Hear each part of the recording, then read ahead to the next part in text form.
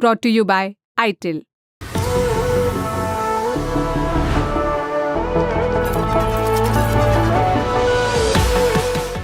महाराष्ट्र में विधानसभा चुनाव में टिकट बंटवारे से लेकर सरकार के गठन तक और उसके बाद भी नाराजगी का दौर जारी है।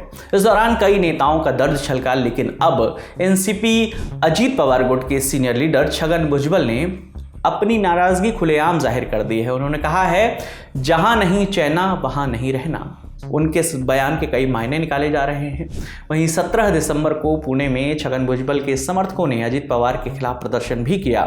उनका ये कहना था कि ये अन्य पिछड़ा वर्ग यानी ओबीसी का अपमान है। छगन भुजबल ने मंत्रिमंडल में शामिल ना करने पर खुलकर नाराजगी जाहिर की। उन्होंने ये भी कहा कि वो आगे का कदम कार्यकर्ताओं से बात करके उठाएंगे।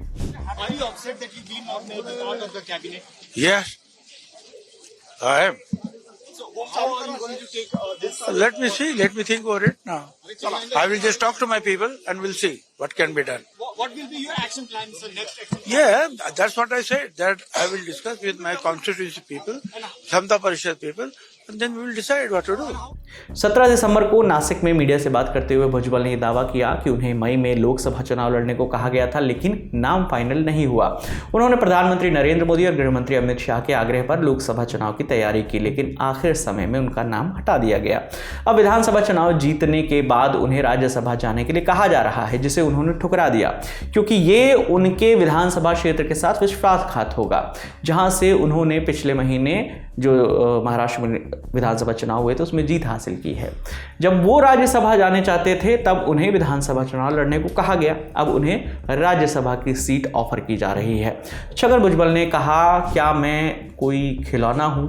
आप जब कहें खड़ा हो जाऊं, आप जब कहें बैठ जाऊं।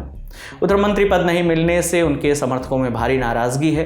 छगन के समर्थकों ने पुणे और नासिक समेत मुंबई में भी अजीत पवार के खिलाफ प्रदर्शन किया।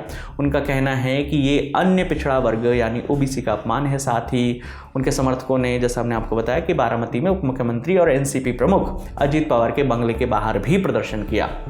17 दिसंबर को ही छगन भुजबल ने मीडिया से बात करते हुए अजीत पवार पर हमला बोला था। उनका कहना था कि उन्हें मंत्रिमंडल से बाहर रखना अनुचित है। साथ ही उन्होंने ये भी दावा किया कि मुख्यमंत्री देवेंद्र फडणवीस ने उन्हें मंत्रिमंडल में शामिल करने का समर्थन दिया था, लेकिन अंतिम निर्णय अजीत पवार को लेना था।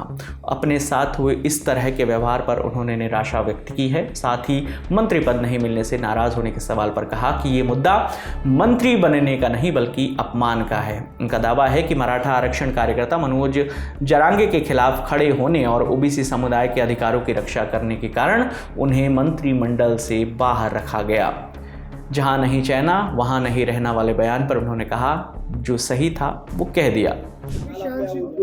एक गाण्याच्या ओळी होत्या, जहां नहीं चैना वहां नहीं रहना। काय आपल्या मनामध्ये नेमकं, तो आपको क्या कहना है अभी? जो सही है तो कह दिया, और क्या करना। इसके बाद उन्होंने इस मुद्दे पर नासिक में अपने समर्थकों को संबोधित किया। उन्होंने बात करते हुए कहा कि बेहद विपरीत परिस्थितियों में भी सभी पूर्व साथी और बाकी लोगों ने हमारा साथ दिया है।